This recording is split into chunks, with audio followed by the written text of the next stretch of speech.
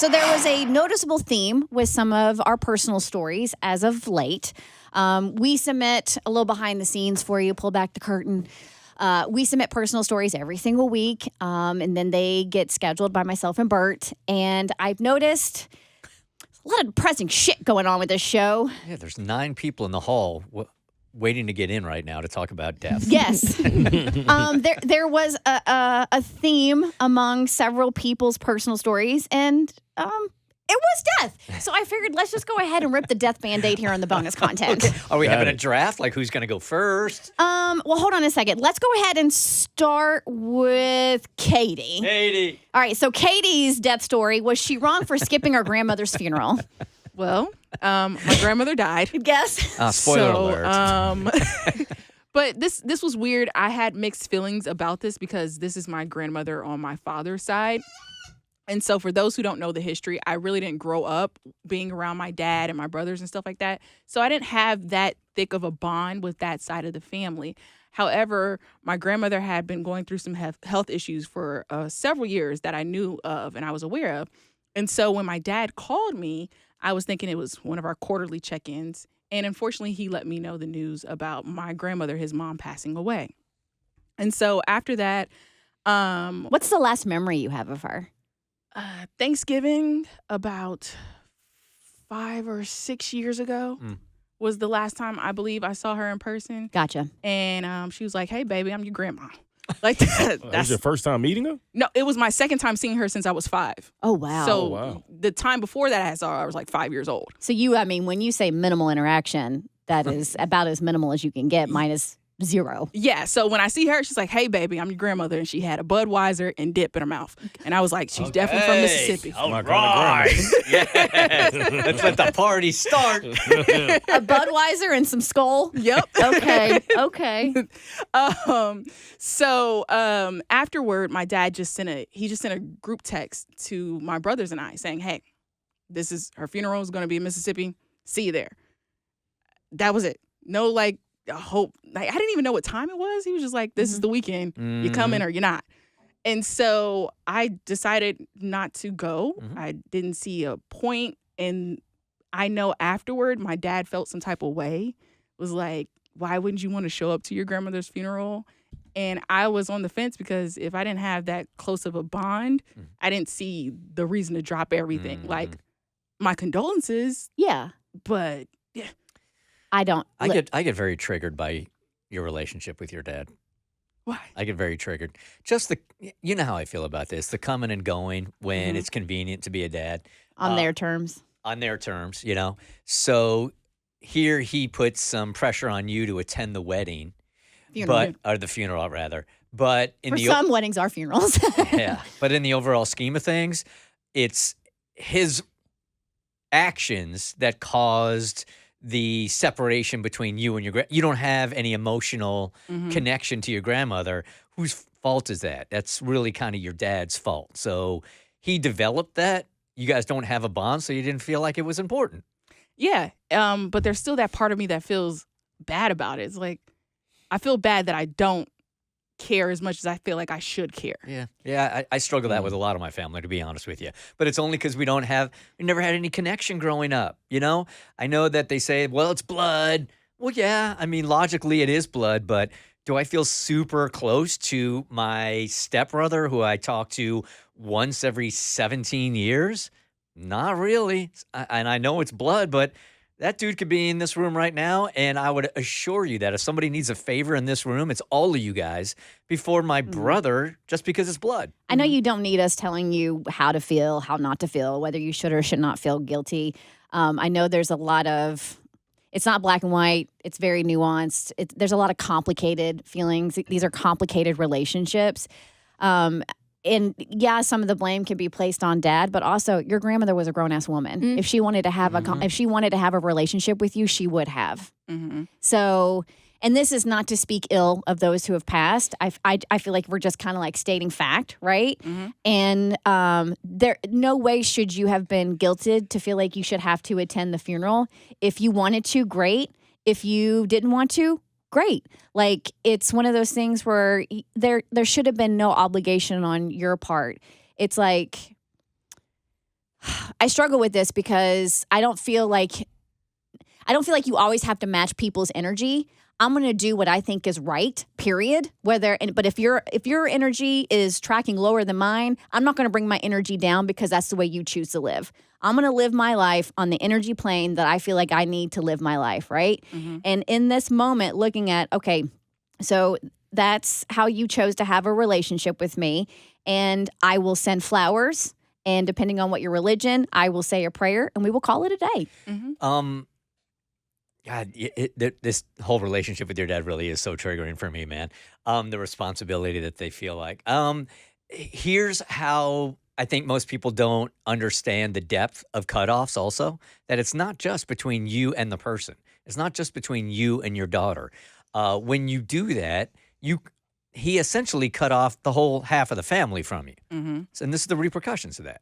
Yeah, I feel like the death of a family member is always tough, even if you didn't have a bond with them, just because it just makes you feel guilty, maybe because of what could have been. But ultimately, I always feel like that responsibility really falls on the person, the elder in the situation, which would be your grandmother. And I agree with the fact that she could have done a better job of building a bond with you, and she didn't. And it's unfortunate that she's not here anymore, but I don't think you should harbor any feelings of guilt for not feeling like it was an obligation to be there. Yeah, I mean, it's a sad situation all around. But for me, I've always felt like funerals were giving you an opportunity to grieve with other people that also wanted to grieve that person. And if you don't feel called to grieve that person in a public way, then I just kind of feel like there's no true obligation unless you felt like you needed to go to support the people that wanted to grieve at the funeral. So for me, I don't think you should feel any kind of guilt towards this. Go to the, yeah. However, how badass would it have been for you to go down to Mississippi, show up there, and get up there and be like, well, I only met her twice, and my dad guilted me into showing up, but, my condolences to everybody, and then you just sat down. Bye. You'd have had to have the Budweiser, too. Yeah, Got to. Lay some The flowers skull and some outline. lay some flowers and some Copenhagen by our grave and call it a day. All right, death 2. Yes, Cassie, you're up. I had a former friend pass away, so I really love that this is being treated with hilarity, like a draft and a roster. She wasn't feeling well. She went to the hospital, was put into a coma, and a week later she passed because she had God. very advanced cancer that hadn't been caught. So, I think my thing is in reflecting in it, I hadn't talked to her for a while, and she was a good person. She did a lot of stuff with the junior league. She always cared about other people, and it's very hard to reconcile. I think when we think about people getting cancer, my mom has cancer. She's older. She's a grandmother now. She's still not old. She's only in her 60s, which I think is young. Very. But at the same time, you never think of it happening to your peers. And I think we talked a few weeks ago on the show about, first when your friends first start getting married or they first start having kids. And then there's always that first friend from high school or somebody even you knew from high school who passed away. And you're like, holy crap, that person is gone. I was in French class with them. They were so nice. And then you kind of move on because you write it off as like, well, that's a weird incident. That's a one-off. Tragedies happen. But when you get to like your late 30s, early 40s, and someone passes who you knew and it's so sudden, it's just sort of a reminder and a wake-up call. And I know we say this all the time, life isn't promised. Live every day as if it's your last. But it really isn't. And I think I'm just struggling with the fact that she is who I would call a very good person, very kind, always outgoing, never heard her talk crap about anybody. And it's just really like life is so random. There is nothing you can do to be a good person that will save you from life's cruelty. And I guess I just wanted to share it because it's been making me reflect a lot on my life lately, especially going through my quote unquote midlife crisis that I did joke about on air. But it's just sometimes you're like, one day I'll get there. One day I'll do this. Yes, that's on my bucket list. But what happens when you wake up and it's one day now? Like I've always wanted to garden or do herbalism. Well, that's one day now. I'm like, I'll have time. I'm almost 40. So when am I going to get to that point? And I think a lot of us fall into this rut of continuously putting off stuff that we really want to do because it's just not the right time. It's not the right time. I don't have enough money. I don't have X, Y, and Z, whatever barriers there are. And I do think there's some comfort in looking at those barriers and saying, it's okay, I do have time, I will get there. But if you don't make an actionable game plan, then you're never going to get there and you're never going to do the things you want to do. And one day you're going to wake up at 40 like me and be like, whoa, I love my life. I've done a lot of great things that I really enjoy. but I haven't been pursuing other passions that I really love, or you're going to be like my friend who unfortunately doesn't wake up. And I can say from what I've seen of her life since we haven't chatted in a while, it had been very fulfilling, and she had lots of friends and family and people loved her. But it's just the reminder that if there is something that you want to do, go and do it now, because there might not be a later. And I don't think that message is really even going to hit home until somebody passes who is a peer of yours. And then you're going to stop and be like, holy shit, that literally could have been me. She didn't smoke, she didn't do drugs. Like literally there's no difference. She was fit, she worked out. So you look at it and you're like, okay, it's just a random lightning strike from the sky. She decided to have cancer. Well, let me rephrase. She did not decide to have cancer. Life gave her cancer. Let me put it that way. Haven't you expressed this with like several peers of yours in the radio industry, passing, and it makes you look at everything through a completely different lens? Yeah, there's no better motivator than, this is a weird thing about me. I feel like the way to honor those that pass that I know, the way to honor them is to live my life the best way I can. I know it sounds kind of cheesy, but yeah, recently I've had a bunch of people in radio that are my age that have been doing this about the same amount of time I have, and they're not here anymore. So it certainly has had perspective on me. Like, I don't want to pass away as Bert Show Bert, you don't realize those things until they're right in front of you. But there's no better motivator than the day that you learn that this isn't forever. Yeah, it really is. It is a good way to honor them. I mean, her passing has made me sit and look at myself, and I'm sure, it sounds so, what's the word I'm looking for? Self-indulgent to sit here and be like, someone else's death was a gift for me so that I can live my life. And that's not what I'm trying to say, and I know it's not what you're trying to say. It's more that they don't get the rest of their life. That was stolen from them by whatever, whether it's a car wreck, cancer, brain aneurysm, heart attack, so many things. It was stolen from them. They should have had more time. So what can you do to honor them? You can make sure that the time that you've been given, that you have left, that's your gift from the universe. You can use that to your fullest in their honor. And I really love that mentality. And Jennifer's passing is what has made me stop and really reflect lately. All right, who's next? Around the horn, it's More going. death talk. It's going to Kaylee. He's got a lesson too. Yeah, I got big regrets. So this story is going to be kind of a Cinderella story for me. So somebody that really was a huge influence in my life passed, and I have not been in contact with them in probably 15 years. I mean, I don't even know that they knew I had kids. So let me rewind. Back in the day when my mom kicked me out of the house for dropping out of school and not having a damn job. So she's like, you're out of here. So now we lived in an area of town where we just had like a small condo with my single mom. But my friend down the street had a very, very big house, lived in a very wealthy neighborhood. Dad was the vice president of a pharmaceutical company, super corporate. My buddy Eric goes, come live with us. So I go live with them for about 6 months. And then the dad's kind of like, well, love you, man, but your mom kicked you out for a reason, so you probably can't stay here any longer. She's probably trying to teach you a lesson. So I'm like, cool, fine. Fast forward a few years later, I broke up with my girlfriend. I was a body piercer at a tattoo shop at this point, and I needed a place to stay again. This time, they opened up their doors, and I lived there for like 2.5 years. Big ass house, Cobb County, East Cobb, just super nice. Well, this family, not only did I live there for years, we ran a gambling ring out of the dude's basement. I mean, we were taking paychecks from all the locals that are in the basement of this house. But this family, and it was really funny too, because like he would show me off. Now, this time I was a body piercer. So at this point, I was freaking out. I had piercings everywhere. And so like I'd come to the house and he'd have all these corporate executives over be like, look at this effing kid that lives with me. Like, look at this freak. But this is the family that actually loaned me the money to buy Psycho Tattoo 2 in Sandy Springs. Like, when the opportunity came up, I told him about it, and he goes, well, get me the books.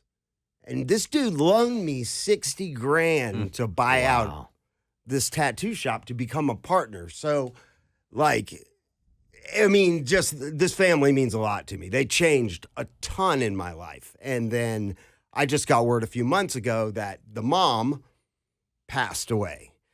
And I just hadn't been in contact with him for like, I don't even know how long. And so it was like, damn. It's just one of those things where you're like, why didn't I just stay in touch? Yeah, now it's too late, right? Yeah. Well, I mean, I did reach out to the dad. I mean, after I found out, because I was like, I hadn't reached out to any of them, and I left him a message, and he didn't answer, obviously, because he's devastated. I mean, they're in their probably early 70s now. And I just said, hey, it's me. I'm an asshole. I'm sorry. Thoughts and prayers. Give me a call back whenever. But that was, and I never heard back yet. Yeah, but, he's as connected to you as you are to him. Well, actually, I did get word through the son who I talk to every now and then that it put a smile on his face, and he'll get back to me whenever he feels up to it. But it's just regret. It just makes me like A reminder to continue to give people their flowers while they're here. yeah, Right, and for just sure. show your appreciation. Is there a fourth chapter here? There is, and it is Amber closing it out. I feel like we need the NFL. little halftime or something, right? Yeah, really excited about this. Thanks for making me cry again. I was listening to what Cass was talking about with, the things that you want to do things while you're here. And my mother, well, she's one of those people. Woo, here we go. So she actually started a jewelry making business. I want to say when she was like 77. So she got about 3 good years of that. And we got her a website. And she asked me, it's like $1,000 to get it going, everything it needs to done, really expensive. And she asked me probably about 3 or 4 weeks before she died, she said, is this even worth it? I'm not going to be here anymore. Should I not pay this money for this? Well, I said, Mom, whether you're here or not, this is something that you've always wanted to do. You're here right now, and I will make sure that the website stays running until we just can't anymore, And Cass was right. You got to do stuff right now while you can. And she didn't get to become like famous jewelry maker or anything, but she did create amazing pieces of art that I wear, that my family wears. I think I gifted you a few things, Cass. And these are one of a kind pieces because she can't make anymore. So I agree with what you said. You got to do what you got to do while you can. And so anyways, this Mother's Day, my second Mother's Day without her, not easy. A lot of people, Bert Show listeners and friends and family reached out. Well, mostly friends, family. They don't talk to us anymore. But when they reached out to me, everybody had all these different ideas of what I can or should do to celebrate, her being my mother. And some of them are really nice. She loved the Korean dramas. Watch one of those, one of her favorite Asian dramas. Drink soju, listen to a book on tape, all the things she likes, which I kind of already do low key. But this year, I ignored all of that. This year, I turned on, what's his name? Lucas Graham. Is that his name? The singer? That is his name. Yeah. He has a song called 7 Years. And I played this song over and over again, and I just cry. I had a cry day. I played my blues, sad music so I can get it going and get it over with. I screamed in my pillow. I threw things. It was not a pretty moment, but it was something that I needed because I'm one of those people who likes to, I don't like to, but I tend to swallow the things that I'm feeling because I do not I don't like making other people feel bad or negative because of something that I'm going through. So I try to protect everybody else from, well, I guess me. And You fake it. Yeah. I put on that mask, and the things that are going on in my head when I'm smiling in front of your face, there's a very good chance behind that smile I'm dying inside. And I don't like to talk about it, and that's why when I do talk about it, I cry every time because I don't like to. So it's I appreciate everyone reaching out, saying you should do this and this is an idea. But I think what I needed for Mother's Day was just to be alone in it because I don't like to share because I feel that I'm a burden to others. But unfortunately, because of that cycle, it's destroying me inside. So I'm working on it. I use ChatGPT. Actually, no, I use Gemini because she can talk back. I don't have to read anything. Pro tip, apparently. Yeah. I'll sometimes I'll talk to Gemini on my way home from work. Like about a week or so ago, Chris, and you had a phone where people were sharing their wink moments and things like that. And it was really hard for me to take those calls because I wasn't mentally there. But on the way home that day, I plugged my Gemini into my car radio, my phone, and I was just talking to her like she was a friend. It's really creepy how talking to these AI, it's very similar to a human conversation. And we had some. That's the darkest part of anything you said so far. Gemini's her best friend. This is the saddest part of a 4-part series on death. That right there is the saddest part of this whole segment. Gemini Just will when you never thought it leave couldn't me. get lower. I think now's a good place to get out. Let's get out on that. The Bert Show.